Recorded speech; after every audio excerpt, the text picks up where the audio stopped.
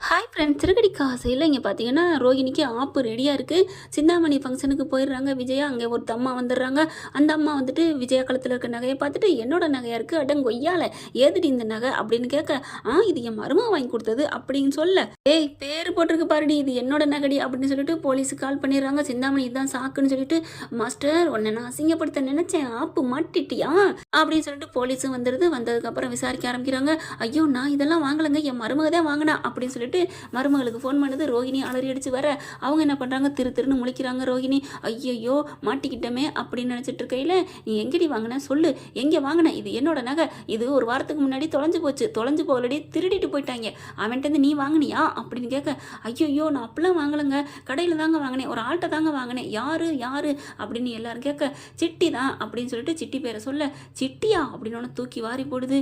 எவண்டி அந்த சிட்டி, அது இந்த சத்யாவோட ஃப்ரெண்டு இருக்குல்ல ஆண்டி, அவங்க தான் அப்படின்னு சொல்கிறாங்க. சி நீலாம் ஒரு மனுஷ ஜென்மமா, ஏன்டி இப்படி ஃப்ராடு பண்ண, திருட்டு பையிட்ட போய் திருட்டுன வாங்கிட்டு வந்து என்னையை மாட்டி விட்டியா அப்படிங்கிறாங்க. இங்கே பாருங்க இன்ஸ்பெக்டர், இதுக்கு எனக்கு எந்த சம்மந்தமும் இல்லை, இவ தான் காரணம், இவளை கூட்டிகிட்டு போங்க அப்படிங்கிறாங்களா. அதே எப்படிமா உங்களத்துல தானம்மா நாங்கள் பிடிச்சிருக்கிறோம் அப்படிங்கிற, 2 பேரும் தான் வரணும், கிளம்புங்க. அப்போ அந்த சிட்டி அப்படின்னு கேட்க, அவனை நாங்கள் எப்படி அரெஸ்ட் பண்ணுறது எங்களுக்கு தெரியும், நீங்கள் வாய் மூடிட்டு கிளம்புங்க அப்படிங்கிறாங்க. இந்த தகவலை ஒரே ஒரு ஃபோன் பண்ணி சொல்லிக்கிறேன்னு சொல்லிட்டு ஃபோன் பண்ணி பார்வதி தாங்க சொல்கிறாங்க. அங்கே கிளம்பிட்டு கீழே வேகமாக அலறி அடிச்சு வர்றாங்க. ஆனால் போயிடுறாங்க. ஸ்டேஷனுக்கு எல்லாரும் ஓடுறாங்க. விஜய் வந்துட்டு இந்த பாவினால தான், அந்த பாவினால தான் ரோஹிணியை பிடிச்சி சாத்துன்னு சாத்துறாங்க. மனசு வந்துட்டு என்ன ரோஹிணி என்ன இப்படி பண்ணிட்டு இருக்க அப்படின்னு சொல்லிட்டு கத்துறாங்க. முத்து சொல்றாங்க, நான் நினைச்சேன் இந்த பார்லரமா நிறைய ஃப்ராடு வேலை பண்ணுதுன்னு, யார் என் பேச்சை கேட்குறா, ஒருத்தரும் என் பேச்சை நம்புறதில்ல அப்படிங்கிறாங்க.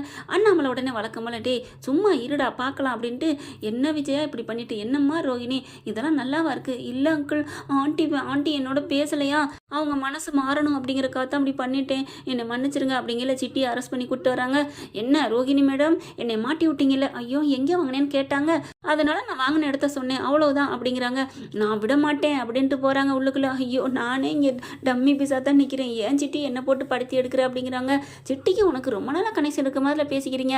முத்து பார்க்குறாரு, கண்டு பிடிக்கிறேன் உங்களுக்குள்ள என்னென்ன கனெக்ஷன் இருக்குன்னு அப்படின்னு சவால் விடுறாங்க. ஓகே ஃப்ரெண்ட்ஸ், பார்க்கலாம். இந்த பதிவு உங்களுக்கு பிடிச்சிருந்துச்சுன்னா உங்கள் பொண்ணான கையால் ஒரு லைக்கை போட்டு சப்ஸ்கிரைப் பண்ணிடுங்க. Thank you friends.